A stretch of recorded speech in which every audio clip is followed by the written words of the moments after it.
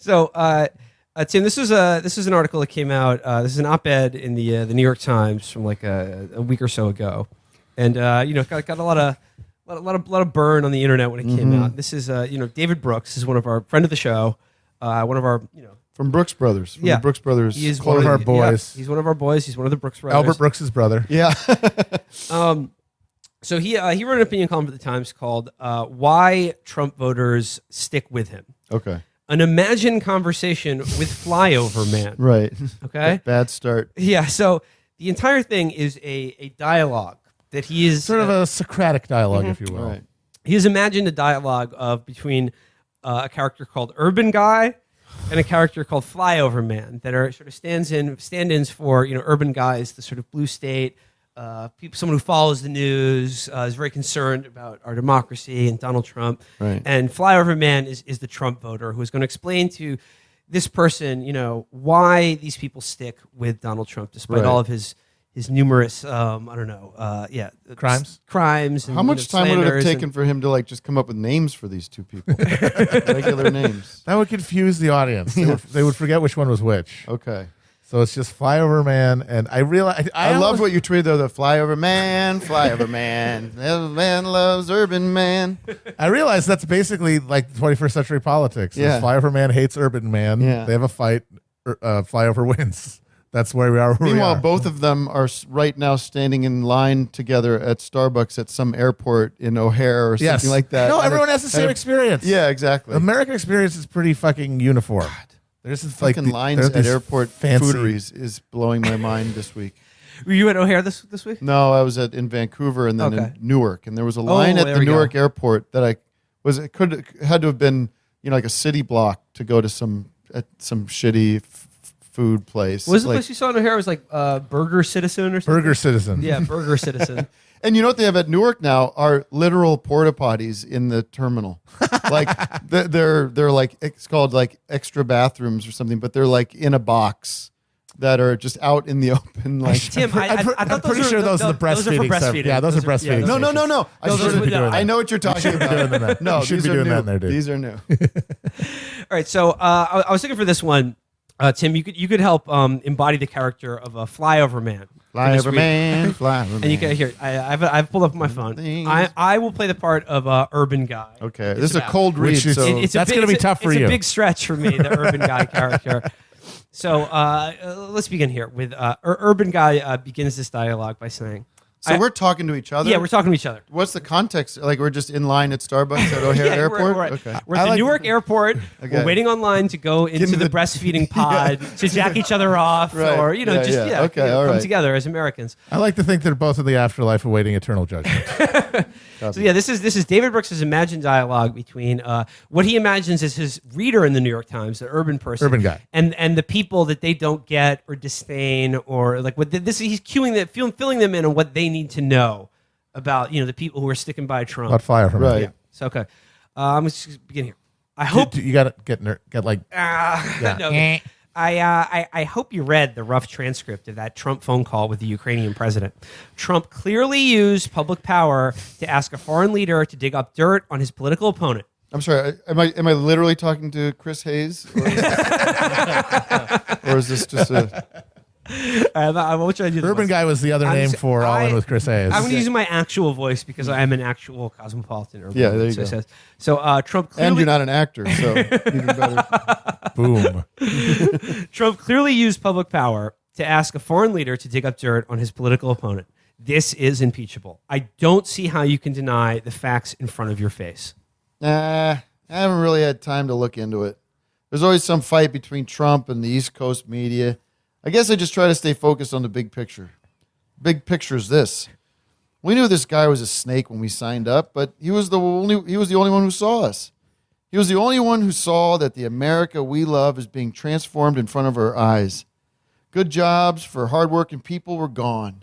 Our community's in tatters. Our kids in trouble. I had one shot at change, so I made a deal with the devil, and you'd have made it too. Nothing in this impeachment mess makes me rethink this bargain. If people like you are unable to acknowledge my dignity and see my problems, hey, I'll stay with Trump. I like the opening gambit of the Flyover Man's dialogue here is that I just want to be seen. Acknowledge I me. I need to feel I need to be seen. validated. Nobody wants to be seen. Nobody cares. Representation is very important. So the big picture is the U.S. Constitution. It's no man is above the law. We can't live in a country in which our leaders flagrantly commit high crimes and nothing happens. You going to order something? I get it, all right? He said some stupid crap on a phone call. But are you going to undo my vote for that? I wouldn't even rank this among the top 25 worst things he's done, and I'm a supporter of his. Listen. People don't think that. Do you remember those months just... do you remember They those don't months? think they're bad things. Hey, That's why do you they remember support those months just after the election when people like you were briefly curious about people like me? You sent your reporters out on wild safaris into the hinterlands to interview Trump voters. You read Hillbilly Elegy back when it was fashionable to say Trump is just a symptom of a real problem in America. He's the wrong answer to the right question. It didn't take you long to lose interest in all that. Now we're just a block of concrete you call his base. Now all you care about is Trump, not his supporters or the issues driving us. Your whole media is Trump-ocentric. Ron Popeil's Trump-centric is one of the best things you can get on the in Brooks's TV. mind, what we need to do is go back to reading Hillbilly Elegy and pretending to give a shit about Middle Yes. America. Right. We need more of the bullshit safaris. Selena we need Zito more speech. condescension, which was also bad, but in a different way, I guess.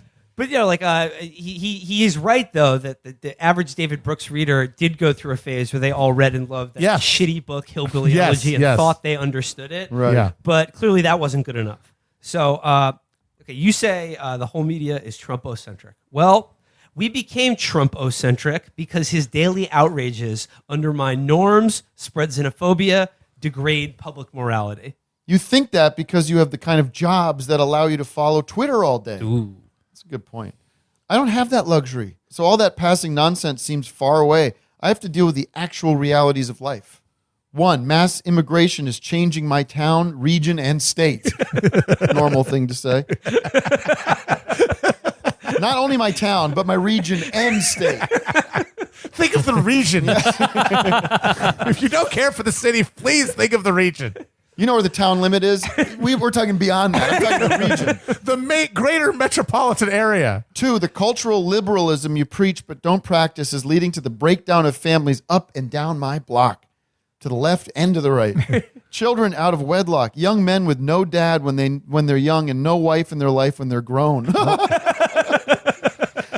No Young wives. men with no dad when they're young. No young men with no dad when they're young and no wife in their life when they're grown. Young man with no dad when they're young, no wife in their life when they're grown. 3rd, an Ivy League elite running government and the economy for itself and shutting out those of us who actually make things with our hands. He does not make anything with his hand. I No. guarantee it to you. 4th, China is replacing us. What I love about that section is when he said point number 2. He says, the cultural liberalism you preach but don't practice is leading to the breakdown of families up and down my block. That line about how liberals practice but don't preach family values is something that, like, you know, the Heritage Foundation has been, it's a line they've been trying to sell for, like, I don't know, 10, 20 years now. And it just so just so happens that the Trump voters David Brooks talked to, like, also said that exact phrase. What I've always wondered about that is, what does that actually imply? Because what they mean is that, like, liberal blue state family models, like, there's a lower rate of divorce, and, like, they tend to, you know, like, delay marriage and, like, delay marriage and child rearing till later in life. Right. But, you know, they don't preach it because they have social liberalism that, like, leads to family breakdown. So practicing what you preach in this conception for, like, liberal blue state people would be, you Doing know, Zans. Being off that Zan. just doing orgies. Yeah. Not having kids. Having underage, having out of wedlock children, leaving your kids, being Jeffrey Epstein. doing all that shit. Well, that's the thing is that he's like, how does that work? We don't practice this stuff, but we preach it to you. What, to undermine your family for some weird ritual occult reason? Or when you're poor, it's harder to adhere to bourgeois values because they're the values of the bourgeois. Because one of the things about the bourgeois is they have fucking money, Right. So they emanate from that stability. If you don't have that stability, by definition, you can't fucking uphold bourgeois values. It has nothing to do with brainwashing from the fucking urban elites. Right. Well, I mean, maybe this isn't the same point, but which would be good if it wasn't, because that would be redundant to make the same point.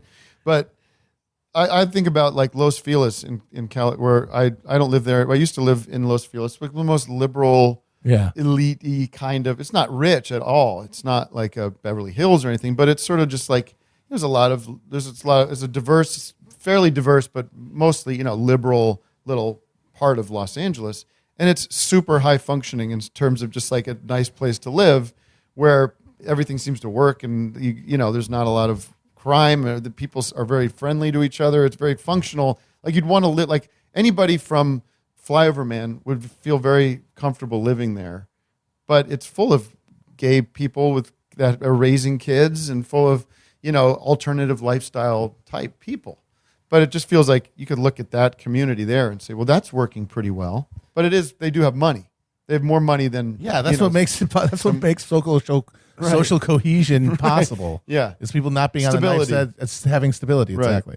No, but I just like I like the idea that there's some hidden hypocrisy here. Yeah. So my retort to you about China. Okay, China is replacing us, and my retort here is I'm happy to talk about these big problems. Yeah, like hell you are. The media fixates on scandals because they're easier to talk about than complex issues like why urban and rural America are drifting further apart. You wasted billions of hours speculating about the Mueller report, and now news about Adam Schiff overshadows everything else while my world burns.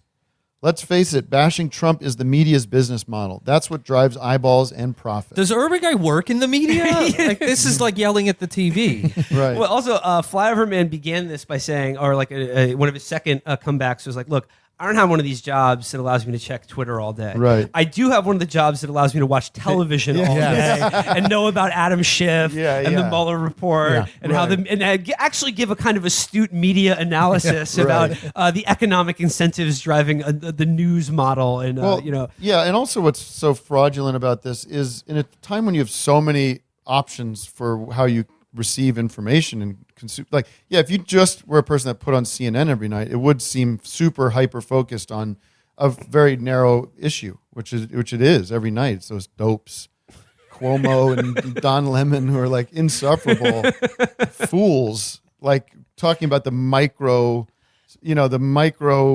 scandals.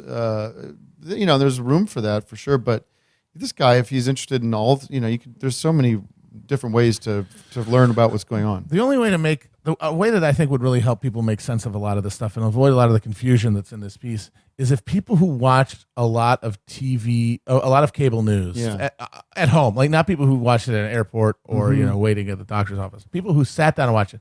They should be treated like a weird subculture, like furries or something. Right. Like they're weirdos, and they're not. There's not a lot of them, right? No, there's not that many. The ratings. That's like those programs out of a country of 300 some million people. Like the best one's Fox, and you're still topping out like in the 1 or 2 million viewers for one of these shows.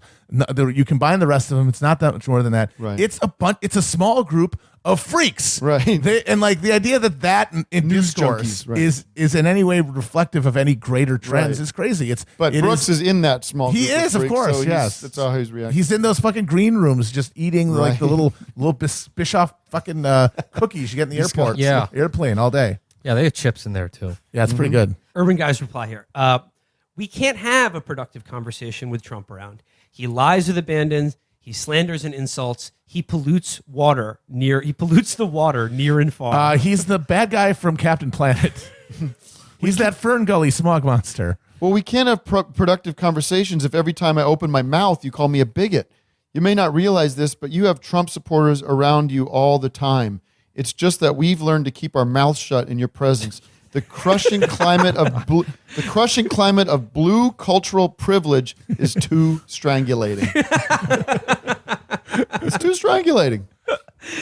I jack off while being strangulated by blue cultural privilege.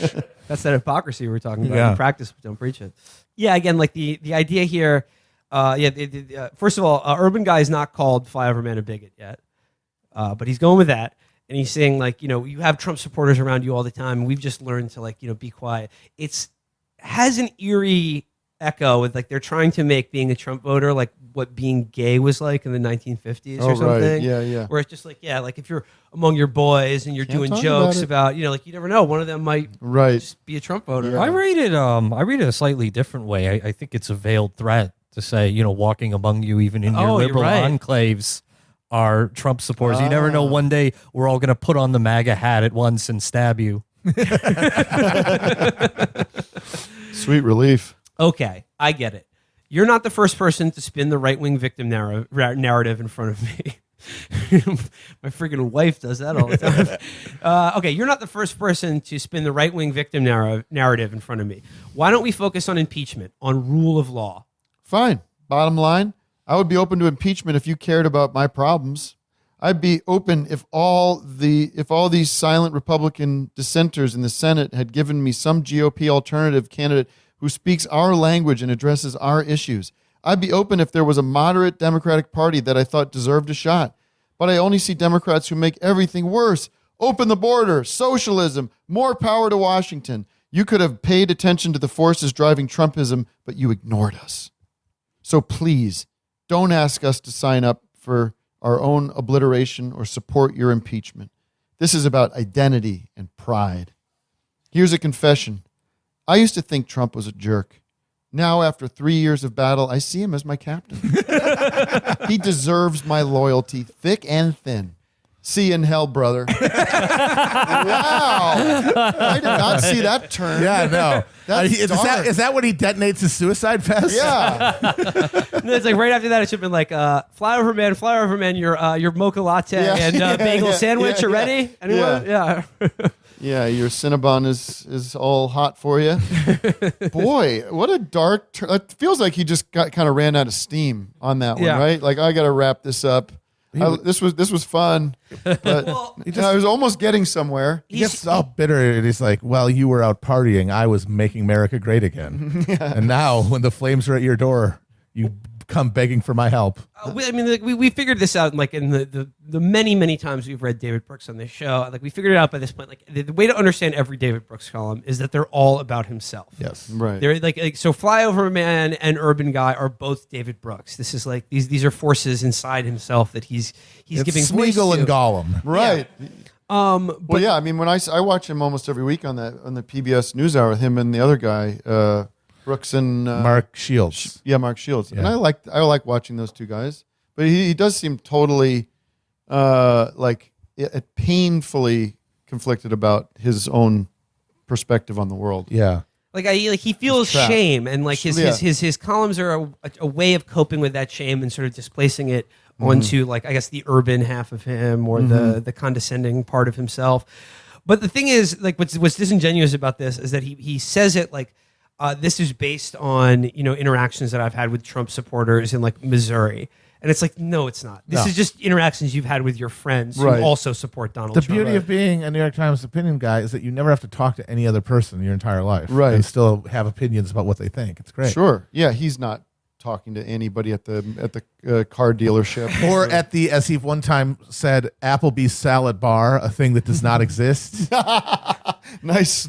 No, he said that during the Obama campaign. He said, I don't think Obama would be someone comfortable at an Applebee's salad bar. No, apparently you wouldn't be either. Yeah, you'd be wandering around asking them for it, and they'd be like, "It's out back, weirdo." But like the tells that this has nothing to do with like the actual the people who show up and stand in 90-degree heat for hours to wear the hat and just see Donald Trump. Like the article we did about the bikers for Trump, and the people who just follow him around like the Grateful Dead, like a woman who drove from Connecticut to see him in St. Louis because she's like, where else am I going to get the real news from? I have to hear it directly from the president. Yeah.